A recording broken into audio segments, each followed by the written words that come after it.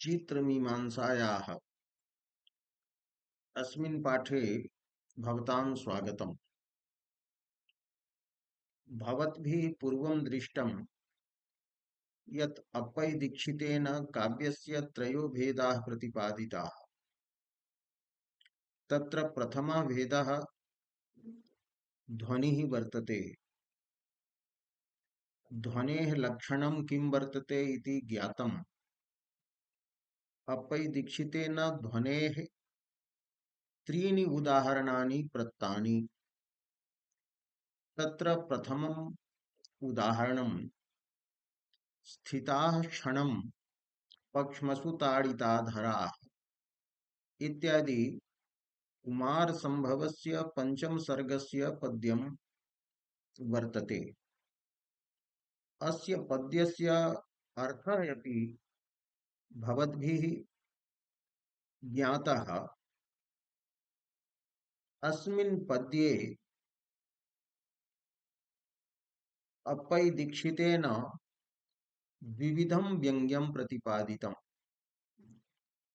अत्र प्रधानरूपेण भगवत्याः समाधिरूपा अवस्था व्यज्यते। समाधिवस्थारूपं व्यङ्ग्यं वाच्यात् चमत्कारी अस्ति, अतः ध्वनिकाव्यम् इदं वर्तते। पुनश्च अस्मिन् श्लोके द्वितीयं व्यङ्ग्यं भवति भगवत्याः लोकोत्तरं सौन्दर्यम्। लोकोत्तरं सौन्दर्यं प्रधानरूपेण अत्र व्यज्यते। लोकोत्तर सौन्दर्यरूपं व्यङ्ग्यं वाच्यापेक्षया प्रधानं वर्तते। वाच्यम् अत्र वर्तते प्रथमोदबिन्दूनां पक्ष्मसु क्षणं स्थितिः, तैः बिन्दुभिः अधरेषु ताडनं, पुनः पयोधरयोः चूर्णीभावः, बलिषुस्खलनं, चिरेण नाभिदेशगमनं च। एतद् वाच्यं यत् वर्तते तदपेक्षया एतत् व्यङ्ग्यद्वयं प्रधानम् अस्ति। तस्मात् कारणात् एतद् ध्वनिकाव्यं वर्तते। तत्र प्रथमं व्यङ्ग्यं वर्तते भगवत्याः समाधिदशा रूपम। आपने पहले ध्वनि काव्य के लक्षण के विषय में जाना। इसके बाद स्थिताक्षणम पक्ष्मसु ताडिताधरा इस श्लोक के अर्थ को समझा। अप्पय् दीक्षित ने ध्वनि काव्य के 3 उदाहरण दिए हैं। उनमें पहला उदाहरण कुमार संभव का स्थिताः क्षणं पक्ष्मसु ताडिताधराः यह श्लोक है। इस श्लोक में प्रधान रूप से 2 व्यंग्य अर्थ होते हैं। एक अर्थ है भगवती की समाधि अवस्था, दूसरा अर्थ है व्यंग्य। भगवती का लोकोत्तर अलौकिक सौंदर्य, ये दोनों व्यंग्य वाच्यार्थ से यहाँ पर प्रधान है। वाच्यार्थ क्या है? वर्षा के प्रथम बिंदुओं का भगवती के पक्ष्मों में अर्थात पनियों में एक क्षण तक ठहरना, अधर पर आघात करना, स्तनों की ऊंचाई पर गिरने से चूर चूर हो जाना, त्रिवलियों में फिसलना और चिरकाल के बाद नाभि प्रदेश में अर्थात नाभि में प्रवेश कर जाना, यही वाच्यार्थ है।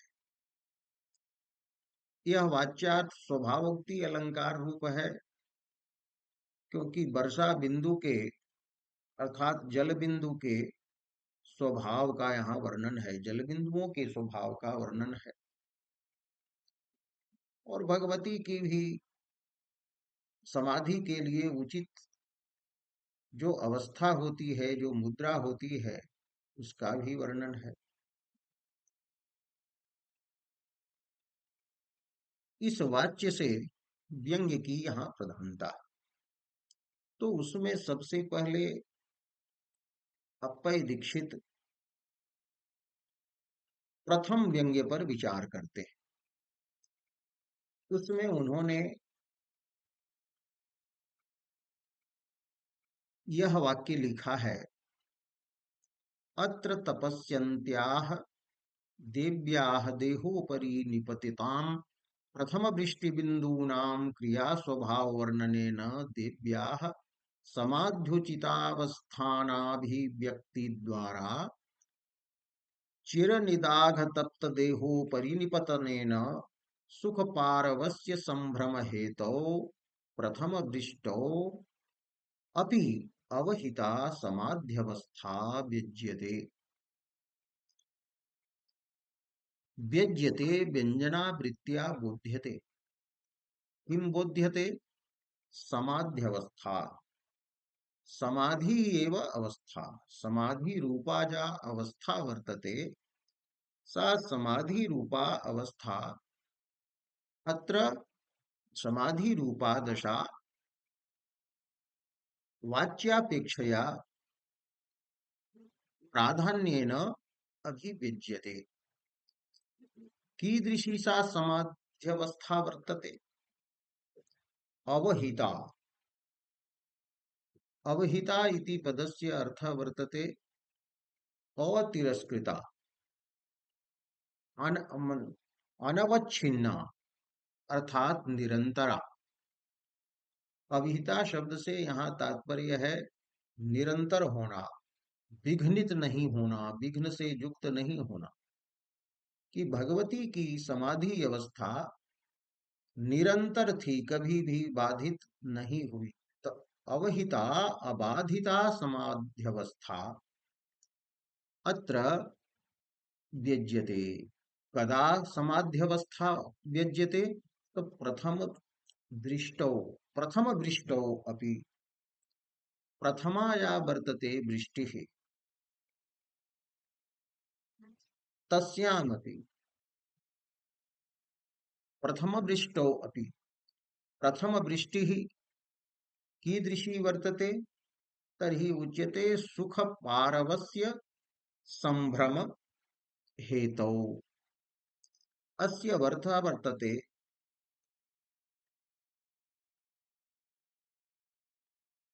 सुखम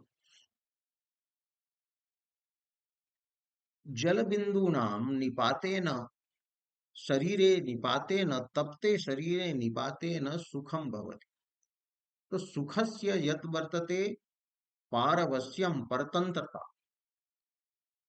तत्र यह वर्तते संभ्रमः। संभ्रम शब्दस्य अर्थः भवति आदरः, संवेगः एवं भयमपि। तो संभ्रमः त्वादरे पुंसी संवेगे साध्वसेऽपि च इति विश्वलोचन कोशः वदति। विश्वलोचन कोश के अनुसार संभ्रम शब्द का अर्थ आदर भी होता है, आवेग भी होता है और भय भी होता है। तो प्रथम वृष्टि जो है वह क्या है? संभ्रम की हेतु है। सुख की परवस्था के प्रति जो आदर होता है उसका वो कारण है, उसकी कारण है प्रथम वृष्टि। सुख के अधीन हो जाते हैं सब लोग प्रथम वृष्टि में। उसमें भी आप देखे होंगे कि शरीर यदि गर्मी से संतप्त हो और उस पर वर्षा की फुहारें पड़े तो एक सुख होता है, एक गुदगुदी आती है और उसी में आनंद लोग लेने लग जाते हैं। तो यहाँ प्रश्न हुआ कि भगवती के देह पर जब वो बिंदु गिरे तो क्या वो भी लौकिक सुख के परवश हो गई और जो है वो समाधि टूट गई उनकी, क्या समाधि अवस्था समाप्त हो गई क्या? तो इसका वर्णन है कि नहीं। तो सुखस्य यत् पारवश्यम तत्र पारवस्ये परतंत्रतायां यह वर्तते संभ्रमः आदरः अथवा आवेगः संवेगः यत् समाधि भंगस्य भयं वा कि समाधि भयस्य भंगः मा भवेत्, समाधि भंगस्य भयं न भवेत्। तो ऐसा जो है सुख की परवशता, सुख में परवश कर देने वाले, लौकिक सुख में लगा देने वाली जो प्रथम वृष्टि है, उस प्रथम वृष्टि में भी उनकी समाधि अवस्था जो थी हूबहू बनी रही। अवहिता व्यज्यते सुखम कस्मात् भवति तन्निपतनेन, कुत्र निपतनेन? तो चिर निदाघ तप्त देहोपरि, चिरंतनः चिरकालिकः जह निदाघः आसीत् ग्रीष्म ऋतुः आसीत् तेन तप्तः यः वर्तते देहः शरीरम भगवत्याः शरीरम तस्य उपरि निपतनेन। चिरकालिक जो ग्रीष्म ऋतु थी उस काल में अपने चारों ओर आग जला करके अनन्य दृष्टि से वो सवितारमैक्षित वो सूर्य को देखती रहती थीं, कठिन ऐसी कठिन तपस्या वो कर रही थीं। तो दीर्घकालिक जो ग्रीष्म ऋतु थी उसमें शरीर संतप्त हो गया था और उस पर शरीर पर वर्षा की प्रथम फुहारें, प्रथम वर्षा की प्रथम फुहारें, बूंदें जो हैं उन पर गिर रही हैं। तो चिरम यह निदाघः तेन तप्तः यः देहः तस्य उपरि निपतनेन सुख पारवस्य संभ्रम हेतु भवति। प्रथम वृष्टि, प्रथम वृष्टि का ये विशेषण है। और केसाम निपातेन, तो ऊपर में है प्रथम वृष्टि बिंदूनाम, प्रथमा या वर्तते वृष्टि तस्याः प्रथम वृष्टेः बिंदूनाम चिर निदाघ तप्त देहोपरि निपतनेन, गिरने से। और जो है दिव्याह, देवी की ये अबाधित समाधि अवस्था अभिव्यक्त हो रही है। वहां वर्णन किसका है पद्य में? तो कहते हैं कि तपस्यन्त्याह दिव्याह, तपस्या करती हुई देवी जो है द्योतनात्मिका, सुशोभित होती हुई उस समय जो पार्वती, उनके देहोपरि, देहस्य ऊपरी निपतताम मने गिरते हुए प्रथम वृष्टि बिंदु नाम, प्रथम वृष्टि के जो बिंदु हैं उनके क्रिया स्वभाव वर्णनेन, क्रिया रूपः यह स्वभावः तस्य वर्णनेन, क्रिया रूप जो उनका स्वभाव है। तो कौन कौन क्रियाएं यहाँ पर है? काह काह क्रिया? तो येषां बिंदूनां क्षण स्थानादि रूपाः याः क्रियाः सन्ति तद रूपस्य स्वभावस्य वर्णनम इह विद्यते, व्यद्यते, हाँ वर्णनम वर्तते। तो अनेन क्रिया स्वभाव, क्रिया रूप स्वभाव वर्णनेन कठिनम तपः या पार्वती आचरति तस्याः देहस्य उपरि प्रथमवृष्टिबिन्दवः ये पतन्ति तेषां पक्ष्मसु क्षणं स्थितिः एवं च अधरेषु ताडनम् इत्यादि क्रियारूपः यः स्वभावः वर्तते तस्य वर्णनम् अत्र अस्ति। अनेन वर्णनेन पूर्वं व्यङ्ग्यं भवति यत् भगवती तदानीं समाधेः कृते उचिता या अवस्था अस्ति, समाधये कथं स्थितिः भवेत्, सा स्थितिः यत्र पूर्वम् अभिव्यज्यते। तो क्रिया स्वभाव वर्णनेन समुद्देव्याः समाध्युचितं समाधये उचितं यत् वर्तते अवस्थानं स्थितिः शरीरस्य स्थितिः तस्य अभिव्यक्ति द्वारा अभिव्यंजना द्वारा चिरनिदाघ तप्त देहोपरि निपतनेन सुख पारवस्य संभ्रम हेतो प्रथम दृष्टो अपि अवहिता समाध्यवस्था व्यज्यते। तात्पर्य क्या निकला? देवी कठिन तपस्या कर रही हैं, उनके देह पर प्रथम दृष्टि के जल बिंदु गिर रहे हैं। तो जल बिंदुओं का पपनियों में क्षण भर रुकना, अधर पर आघात करना, स्तनों पर चूर चूर हो जाना, त्रिबलियों में फिसलना और चिरकाल के बाद में नाभि में प्रवेश करना, ये सब क्रियाएं हैं। यही क्रियाएं स्वभाव हैं बिंदुओं के। तो इस वर्णन से ये अभिव्यक्त होता है कि देवी समाधि के लिए उचित जो शारीरिक स्थिति थी वही शारीरिक स्थिति उनकी थी। तो पहले व्यंग्य होता है समाधौ उचितावस्थानम, समाधि में भगवती का की उचित स्थिति व्यंग्य होती है।